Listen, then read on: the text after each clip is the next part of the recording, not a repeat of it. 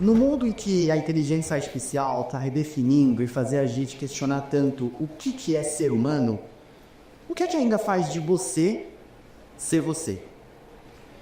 Eu sou o Matheus, eu sou formado em contabilidade, fui headhunter, trabalho com dados, adoro idiomas e nessa salada doida eu encontrei a minha autenticidade. E como eu encontrei o poder que a autenticidade tem, foi muito libertador.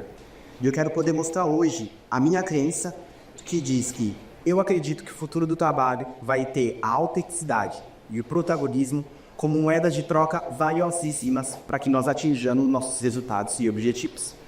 Como poliglota, eu adoro línguas e linguística, eu chamar vocês aqui para a gente fazer um estudo meio etimológico das coisas. Porque, vamos ser autênticos, é necessário que sejamos autênticos. O mundo exige pessoas autênticas ou numa era de tudo é artificial, fake, rápido. O que é ser autêntico? Autêntico vem do grego auto-éteres. Auto, aquilo que é próprio, aquilo que vai e vem de si mesmo. Éteres significa realizar, cumprir. Então eu concluo que quando eu efetuo, eu cumpro aquilo que é próprio, aquilo que vai e vem de mim mesmo, eu sou autêntico. Ontem quem diga que autêntico vem do latim authentic, que significa alguma coisa autorizada, alguma coisa que tem uma autoridade reconhecida e, portanto, verdadeira. É por isso que a gente tem documento autenticado. Então, se aquilo que é autêntico tem uma autoridade reconhecida e, portanto, é verdadeiro, eu posso concluir também que a autenticidade em si, ela naturalmente busca correspondência com aquilo que é genuíno. E o que é genuíno? Genuíno vem do latim genuinus, que significa natural, inato. E tem uma teoria bem mais legal que diz que genuíno vem da palavra genu, que significa joelho.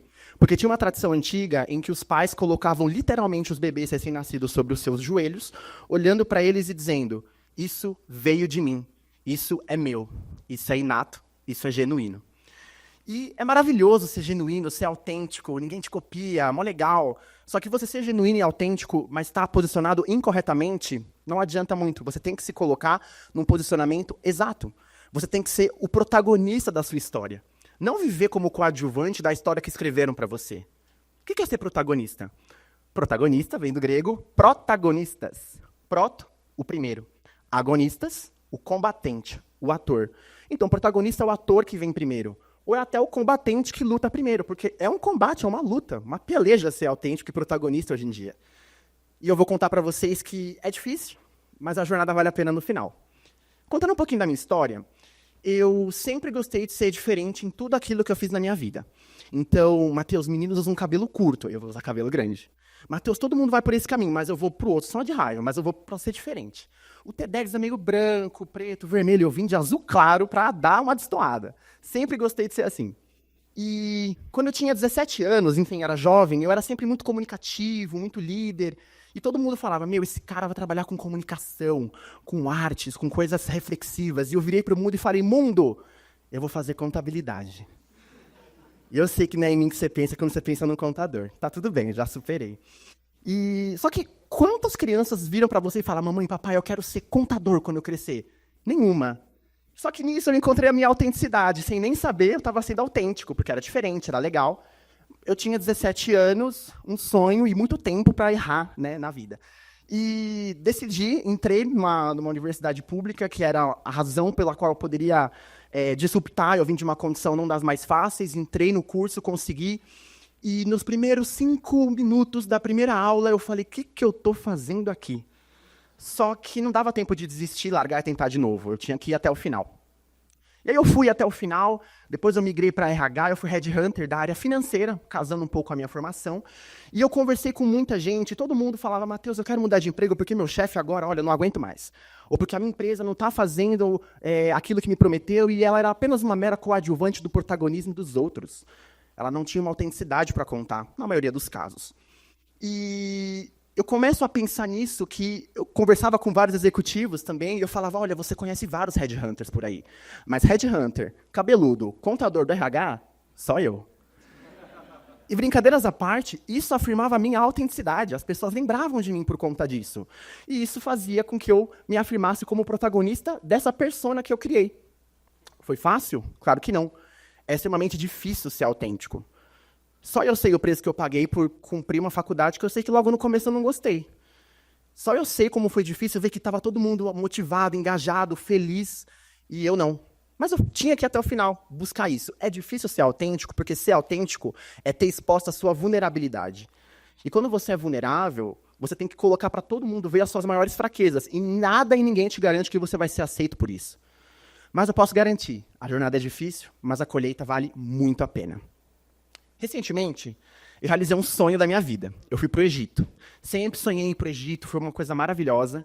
E depois de conhecer tanta tumba, tanto templo, tanta coisa, eu descobri que para o povo do Egito Antigo, a coisa mais incrível que você pode fazer em toda a sua vida é morrer. Porque depois que você morre, gente, é um ritual chiquérrimo, você passa por todo... Você é sepultado com todos os seus maiores tesouros. Gente, teve faraó que foi sepultado com sandália. Imagina chegar no além-vida descalço. Faça-me um favor, né, gente? Pelo amor de Deus. Só que os faraós construíram esse legado imenso para aquilo que ficaria depois, para que eles fossem, e ninguém voltou para contar como é que é no pós-vida, para ver como é que era. Eles morreram. E eles não viram o protagonismo tão autêntico que eles construíram. A gente vê hoje, mas eles mesmos não viram. E se a gente pensa no dos faraós mais famosos do mundo hoje, na modernidade, é esse aqui, o Tutankhamon. Tutankhamon é um dos faraós mais conhecidos porque ele foi descoberto na modernidade com um dos tesouros mais pungentes dentro da sua tumba. E principalmente pela sua máscara mortuária, repleta de 11 quilos de ouro maciço e pedras lápis-lazuli. Uau! Uma das coisas mais lindas que eu já vi na minha vida. O que ninguém nem sempre lembra de contar é que Tutankhamon subiu ao trono com 9 anos de idade. E ele nem sequer tinha competência para tomar decisão como rei. Pessoas fizeram isso por ele. E ele morreu com 18. Tutankhamon foi muito mais um símbolo do que um protagonista. Isso é uma questão que a gente vê hoje em dia. Nós tentamos cavar símbolos, significados e esquecemos de protagonizar a nossa própria história, aquilo que é autêntico nosso. E é difícil porque como é que não só pareço ser alguma coisa, mas efetivamente a sou? Ainda mais numa era onde tudo é fake e natural ao mesmo tempo. Ser protagonista é viver com intenção, é viver intencionalmente. E viver agora, viver com coragem, para ser realmente aquilo que você designou para ser, não que os outros designaram para que você fosse.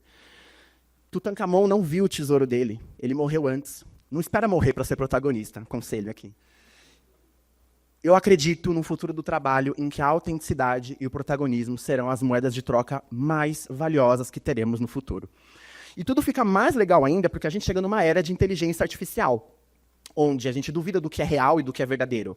Quem nunca leu um texto do LinkedIn e falou, mas será que foi fulano mesmo que escreveu isso? É uma realidade que a gente vê hoje em dia. E por que ela é tão distópica como tecnologia? Porque ela pega uma coisa genuína, uma coisa autêntica, e cria uma coisa que parece genuína e autêntica, mas não é. E esse é um grande problema. Nós parecemos ser muito verdadeiros e genuínos, mas muitas vezes não somos, porque a vida assim o fez. A inteligência artificial tem revolucionado a maneira como nós trabalhamos, pensamos negócios, acessamos informações. Ela é uma ferramenta muito potente. Ela pode, por exemplo, processar muito mais dados do que você, fazer isso muito mais rápido do que você. Ela consegue identificar padrões complexos que os seus olhos super treinados, graduados, pós-graduados não conseguem fazer. Ela consegue automatizar aquela tarefa repetitiva, rotineira, chata que você faz das 9 às 5, segunda a sexta, ainda assim você erra, tem que voltar a fazer de novo. Ela faz e faz melhor que você. Ela consegue prever tendências e comportamentos que nos métodos mais estatísticos que você tenha, você ainda vai errar. Não vai prever tão bem quanto ela. E ela até simula o comportamento humano. Simular não é ser. A inteligência artificial pode muita coisa, mas ela também é limitada. Ela não pode sentir uma empatia genuína e verdadeira por outra pessoa. Ela não pode compreender emoções complexas das pessoas de uma maneira genuína. Não, mas tem uma inteligência artificial que entra na reunião do Teams, vê o tom da voz do seu chefe e falou, ele está nervoso aqui. Mas a inteligência artificial nunca vai ter posicionamento de olhar olho no olho e falar, tá tudo bem, vamos conversar? Só gente de verdade pode fazer isso. Ela não consegue criar conexões perenes e significativas que geram confiança. A gente só confia naquilo que a gente acredita e acredita há um tempo.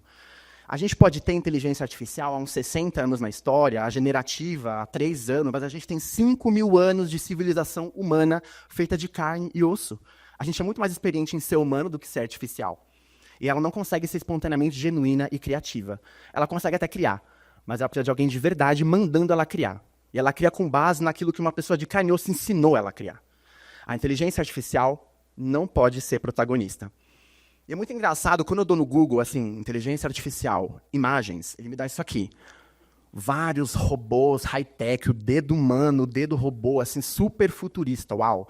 Eu acho muito engraçado isso, porque, embora seja uma tecnologia que está disruptando a maneira como vivemos, ela nunca empoderou tanto gente de verdade, gente de carne e osso. Como? Simplesmente ela está colocando no cerne a seguinte questão: economia de tempo. Sabe aquele tempo que a gente gasta com tarefa rotineira, repetitiva, usual?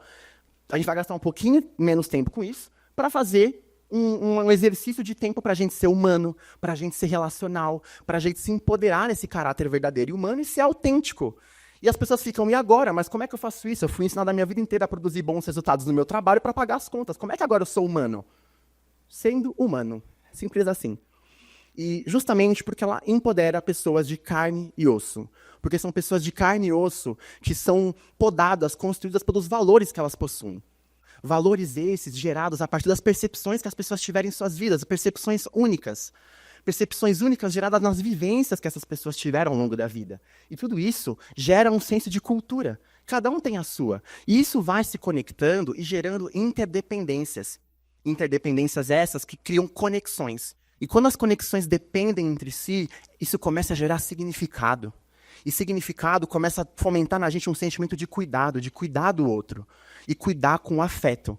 A inteligência artificial pode simular afeto, mas ela não é afetuosa por si só. Mas precisamos ser autênticos e protagonistas na nossa história. É a gente de carne e osso que vai protagonizar essa era de inteligência artificial. Pensa aí, quantas versões suas estão aí dormindo, só esperando acordar para poder ser protagonista e ser autêntica? Numa era em que ser artificial é a coisa mais normal do mundo, que tal a gente ser um pouquinho mais natural e humano como nunca vimos? Eu acredito que o futuro do trabalho vai ser repleto de um ambiente onde autenticidade e protagonismo serão a nossa maior vantagem competitiva. E o futuro do trabalho pode ser o nosso próximo emprego, nosso próximo estudo, nossa próxima viagem, independente de onde o futuro estiver. O futuro mesmo, ele é logo ali. E eu espero encontrar você lá, sendo o protagonista mais autêntico que o mundo já viu. Obrigado.